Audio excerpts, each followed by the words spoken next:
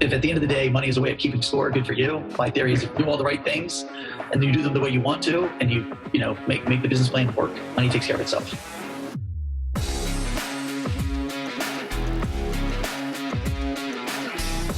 Hello and welcome to today's episode of Today's Agency. I'm Shawn Butler, your host, marketing professor, growth consultant, not a Red Sox fan, and 3-time agency founder. Today, I'm sitting down for a virtual conversation with Scott Muscarella. Scott's been on both sides of the table, right? As a former executive, you've hired ad agencies, and you've gone to the other end and managed them, both as an employee working on the inside to an owner, owning one successfully for a decade. Today, you've now moved on to the next stage of your life, right? You're a consultant, a fractional CMO, working directly with clients that are focused on developing innovative marketing strategies that lead to business growth and elevating their brand ahead of the competition. I love that. Scott, we're looking forward to it. Your unique perspective provides the perfect blend of business acumen, marketing expertise, and brand development experience to help organizations achieve amazing results. I think I covered everything. Scott, it's great to have you on the show. Great to be here, Shawn. Thanks for including me, and hopefully I can live up to that very lofty introduction that you brought in. I'll make one small change. I was fortunate enough to manage an agency and own an agency for 2 decades, which is why I have so much gray hair that I cut out as soon as possible. So I think in the agency world, 2 decades counts as 4. It's like dog years, right? I think that's probably pretty fair, especially considering the evolution of advertising from, the early 2000s to today, right? What have we seen over the last 20 years that you could ever go back and match? I mean, you'd have to go back to like the invention of the radio and then the television, and then there's just this static run of sort of advertising as we knew it for a solid 30 or 40 years. And then all of a sudden, boom, in comes digital, in comes social, in comes a lot of different ways to get your product and your message in front of consumers or businesses or what have you. So yeah, those 20 years were interesting to say the least. Scott, perfect segue. It's like you knew what questions I was going to ask today. You gave us a little bit of an overview of the last 20 years in advertising, but I want to take you down to the details of it. What was the marketing world like? What was the advertising industry like when you got into it, especially at the start of your ownership 20 years ago? Yeah, no, it's good. I mean, I often refer to all of this as the days that we slaughtered trees, right? Lots of direct mail, lots of print, right? The environmentalists, we're probably should have been going after the ad agencies and their clients for, raping the earth of its oxygen. But obviously a lot of billboards, a lot of TV, a lot of radio, a lot of print, a lot of direct mail, all of those traditional advertising mediums that, look, they're still effective today. And they're just a part of the mix, just more budget now has to be allocated to where the consumers are. And we all know that the digital channels are where everything has been trending, obviously, for the last 15, 20 years, but even more and more so. And the brands that have figured it out and have come up with a way to integrate all of those things together are the ones that are thriving. And the ones that are late to the dance in adopting and adapting what they're doing and the budget they need to allocate and the way they need to build their overall strategies makes it a bigger challenge. So you can see the ones that do it really well, and you can see the ones that, quite frankly, are still falling behind and still trying to come up with ways to embrace the digital transformation. And what do you see happening there? Again, let's talk budget allocation. If there's a story or something interesting that you're seeing, especially now that you've moved over to basically you're an in-the-house consultant at this stage. Yeah, it's interesting. I work with a lot of companies, different sizes now. On the agency side, it was a lot of bigger brands, bigger, deeper budgets. On the fractional CMO side, they're a little smaller, groups, and quite frankly, they need marketing leadership. They may have somebody on staff that does marketing, but at the end of the day, they need someone that can say, hey, listen, here's where you're missing, right? So a lot of folks are still spending a lot of time, in a lot of trade pubs and still doing, a lot of things that, quite frankly, just aren't trackable, effective, et cetera. So, most of what I'm trying to accomplish is, hey, what is the overall strategy for your brand? Who is your core audience? And then how can we reach them? And then you get into the digital channels, and that's even another play, right? Because everybody's like, oh, we need to redo our website. Oh, we need to be on Facebook. Oh, we need to be on LinkedIn. Oh, we need to be doing video content. Okay, yes, we need to be doing all of those, but there has to be purpose behind it.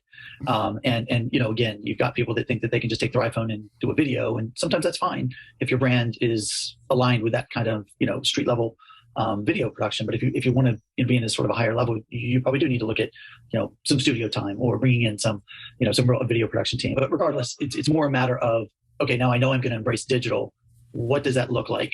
Do I need a texting platform? What am I doing from an email standpoint? What is my programmatic strategy? How am I reaching my audience? How am I tracking effectiveness? If I'm using video and video pre-roll, there's just such a huge landscape of opportunities on the digital side. And so people kind of sometimes just think that digital is just one thing. That one thing could be email, that one thing. So it's a big word with a lot of different tentacles, a lot of different channels, a lot of different ways to break it down. And I just don't see a lot of, small to medium-sized businesses that can really dedicate the time and the expertise to get it done. So that's, I think, where I have the most success is stepping in. A bigger organization should have, the marketing specialists and the marketing managers and directors that understand the channels, understand the different products that they're pushing. So you would hope that they would have that, and a great agency to help them do it all.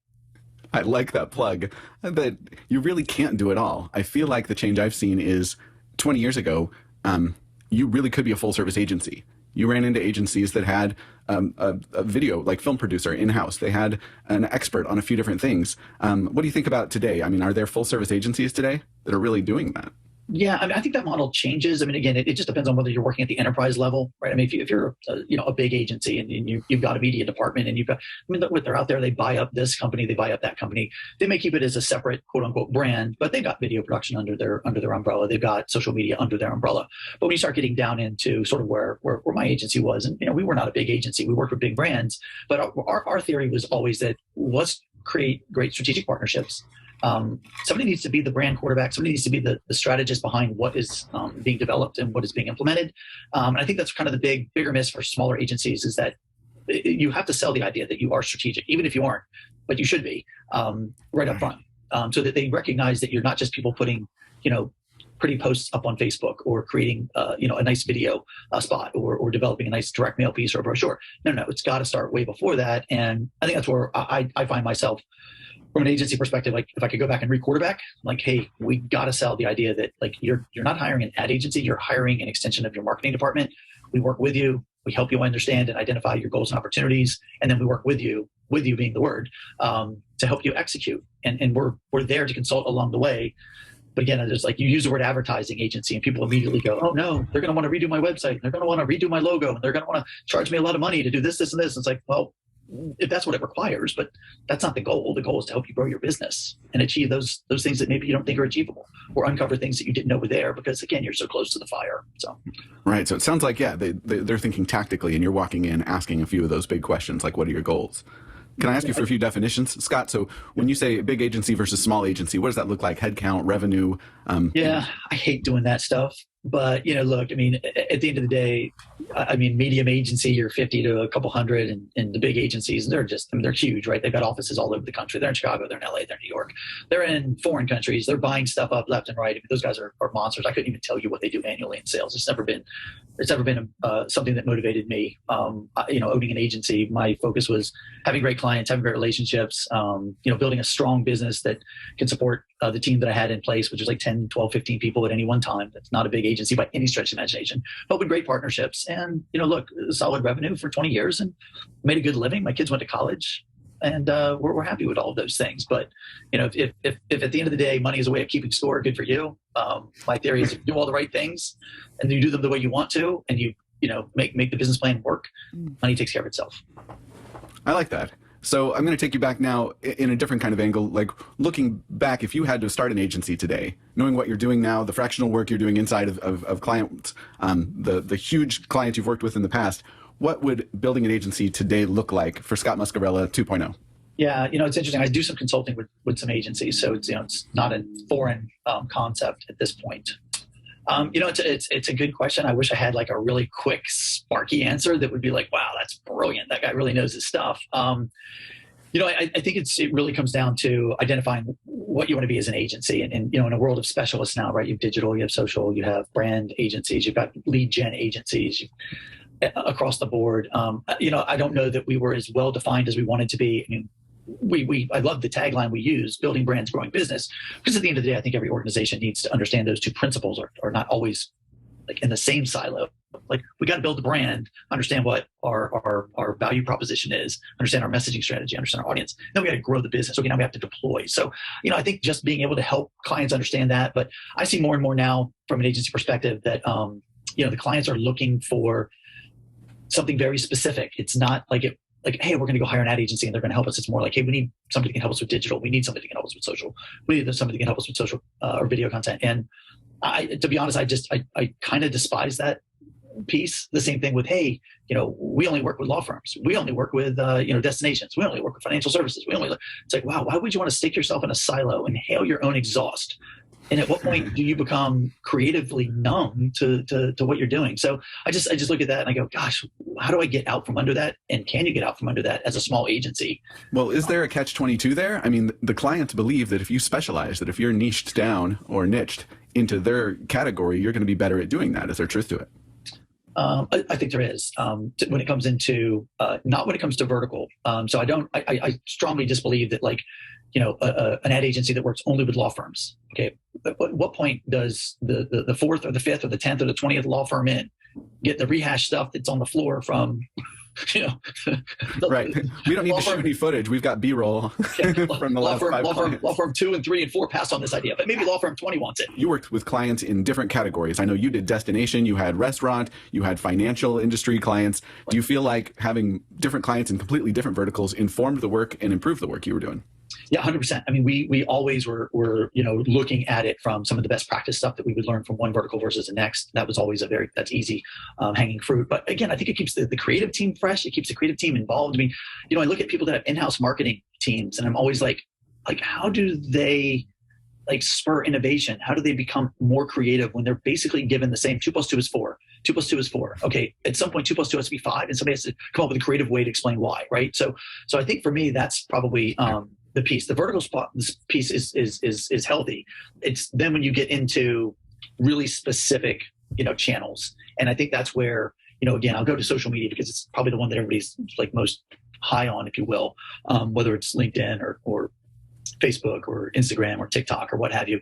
I think that's where, from a small agency standpoint, it's like, hey, let's not be something we're not. Let's partner with somebody that is a specialist here, and they can service our clients like we can service our clients. So we were always upfront with our clients, like, hey, this isn't something that's our core competency. And if we brought somebody in that was going to be a full-time, quote unquote person, we wouldn't have the depth of resources that we should have and you deserve. So why not have that be, more of an external partnership? Same thing with media buying. I'm not going to go out and hire a whole media team, but when my clients needed, media services, we were able to leverage several groups. Same thing with PR. So again, I mean, the lines blur. You look at PR agencies and they put branding on their website. Really? They want that work too. It would be like, my agency saying, oh, and we also do PR. No, we don't. We don't. I mean, we get it. We'll recommend it, but we don't have the media relationships to justify you giving us X amount of dollars to get the placement you're looking for. So it's really an interesting dynamic. But back to the question, which is, what would I do differently? And, I think probably be better at marketing ourselves. I just don't think that was a thing that we did a great job of from a new business development standpoint. We were great at giving our clients advice and really poor at sort of doing it ourselves. And that's the great irony of marketing, right? It's the cobbler's shoes. It's the auto mechanic who has a car on blocks in his own driveway. Yeah. I just don't. I really probably, as everything started to evolve, it was in the changes and the hyper focused agencies that specialized in specific things. It was just became more and more of a challenge to kind of be out there. And I remember losing. Will be funny. We lost a branding assignment. I mean, like a out of the ground branding assignment to an agency that came in and was promoting social media and social media metrics. 6 months later, they were still trying to figure out how to do the brand. And literally the client contact said, we made a mistake. We got focused on the shiny thing. Somebody in the executive team was like, oh, look, social media metrics. Yeah, they'll just help us get the brand. And we get all these shiny social media metrics. Tough one, right? So what do you do? So do you think there's a model in there where you can specialize or be so niched down, but provide everything for a client? Under one roof? I mean, I can't imagine how yes, of course you could. You could do that, but you would need a certain if you're a Publicis, a McCann, a WPP, I mean, you're looking at those mega those are agencies. I don't even think like that, right? That's not I'm only thinking in my world. Like, how would I pull that off and be able to scale it in a way that would make sure that A, I'm delivering the services at the level that the client deserves, and B, I can justify having XYZ number of people on staff, right? And in a world with so many specialists, I keep coming back to the same thing: is why can't we come up with a model that says, hey, here's the agency quarterback, here's the roster of quote unquote specialists they have on hand. We hired, people to help us identify, hire, engaging influencers for a brand last year. something I'd never really done, not something that I would, as an agency, would have even considered doing. But I was consulting with this agency. We agreed that, hey, we're going to do influencers for this campaign because it makes a lot of sense. And then we had to understand how to do it. Well, we make the recommendation to the client, but we're certainly not telling them that we're going to be the ones recruiting and signing contracts with these people. We go out and find, a really solid partner. We vet that out.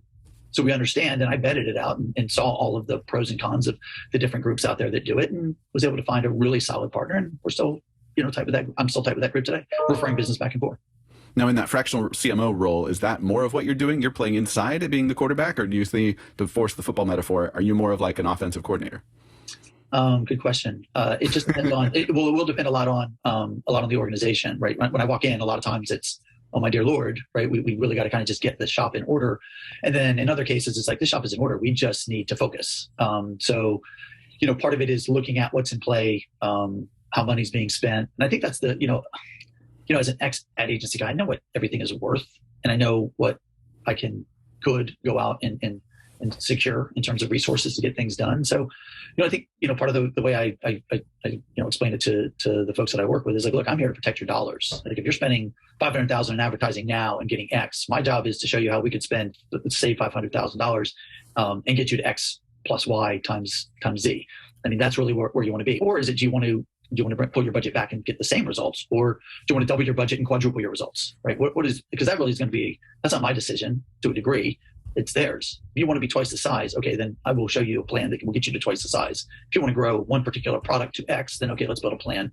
We'll grow that one particular product to X. So, it kind of runs the gamut. Sometimes you're the marketing director on a product, and sometimes you're the CMO trying to, really just reel the brand in and rebuild the plan moving forward. So do you turn to agencies at all in that work from that side of the table? 110%. A little bit of everything, right? I mean, I need agency support. Sometimes I need some freelance support. And again, that's, agency people know when to use freelancers and when to use agencies. We used to have a nice little saying: if you think it's expensive to hire a pro, hire an amateur first. I mean, that amateur costs you a lot of money, and you can't always qualify what you missed in that process. So, there's times when you need professional level services from an agency, and we all know where those fall. And then there's times where, hey, we need to block and tackle this thing, and whether that means, hey, we need an in-house creative person that they can do that blocking and tackling. Again, if you have enough of that type of work and you can hire someone and you have someone that can actually help them, and I think that's another big problem is, when you start hiring in-house staff, you start to become a focus group of one. The person that's telling them what to do, make it blue, put a dog on it, whatever those, focus group of one people like to say in their process.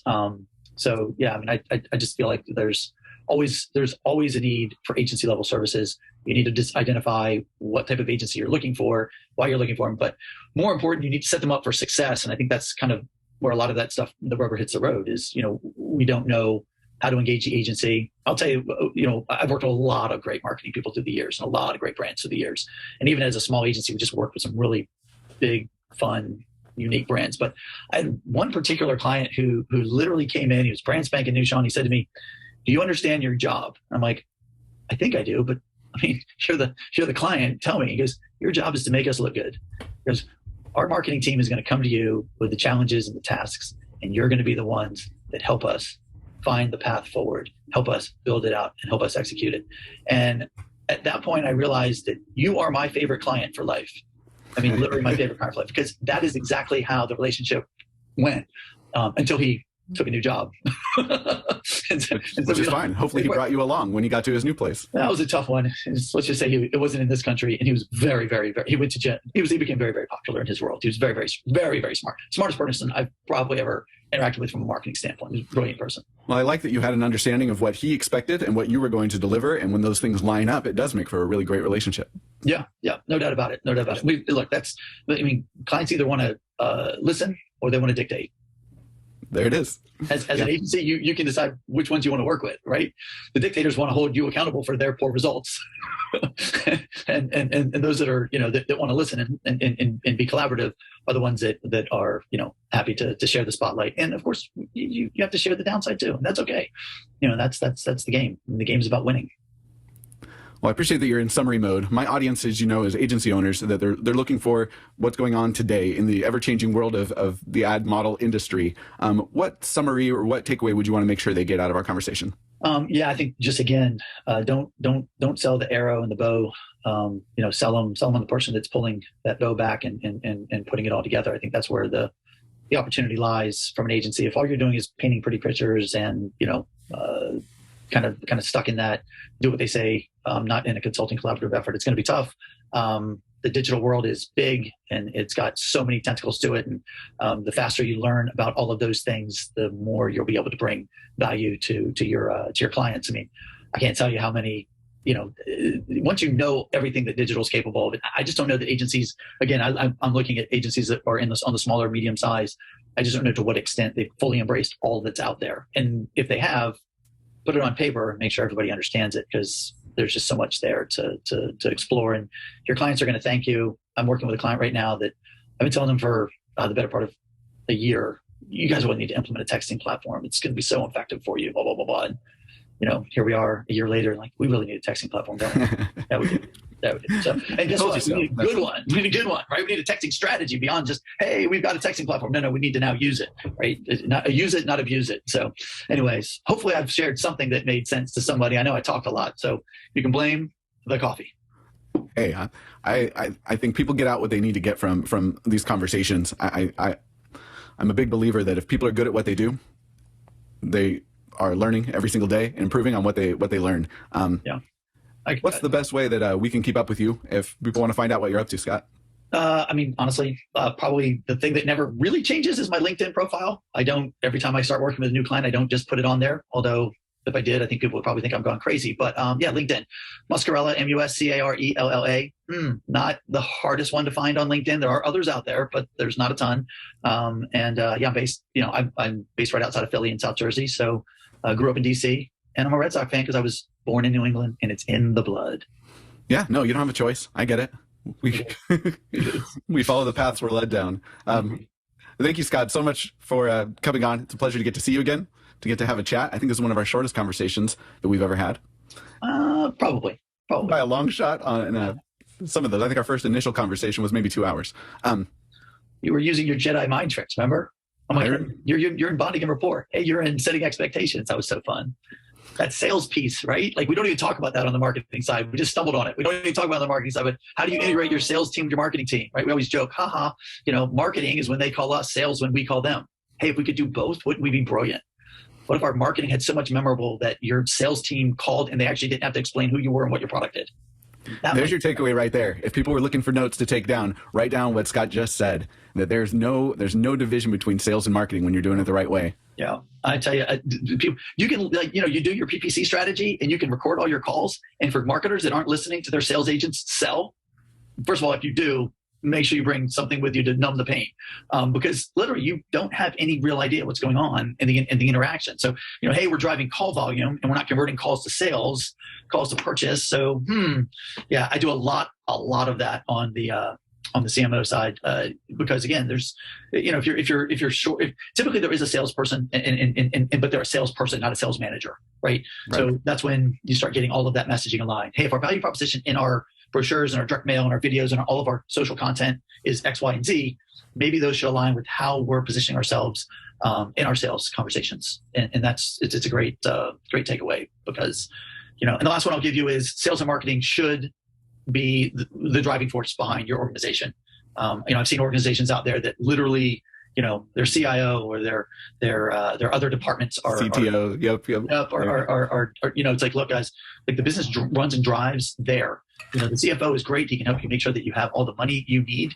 But when, the focus is on reducing expenses and that money's coming out of your marketing budget, that your organization has got big problems. That is not good. You need to have marketing spend to grow your business. You don't shrink your marketing spend and hope that the business grows. So, hey. Well, you see it. Scott and I both consider ourselves marketers, but we're selling all the time. We're selling. You mentioned that even in bringing on new clients, you're selling. And I think they're two sides of the same coin. Is if you believe in what you're doing, you're marketing it all the time. And then selling is just, closing that deal. So we dropped a ton of value. You gave great answers to some really difficult questions. I want to thank the listeners for tuning in today to today's Agency, we try to give you that weekly update on the evolution of advertising, on what's changing, on what's current, and what's coming next for business owners that are like Scott, working on their business instead of being buried in that business. So you can automatically reach your goals for your own agency's growth, success, whatever freedom looks like for you. If I can ask, please leave us a review so we can build our community of growth-focused business owners. If you'd like to connect with me, go to relevantforagencies.com or todaysagencypodcast.com. You can find me on Facebook, Instagram, or like Scott, I spend way too much time on LinkedIn these days. Yeah, good spot. It's a great spot. Business to business networking, and lots of great examples of people doing it right. Lots of examples of people doing it horribly, horribly wrong. That's why we have jobs. I'll remind you, like always, you own the business you're building. Don't let it be the other way around. Keep doing great work.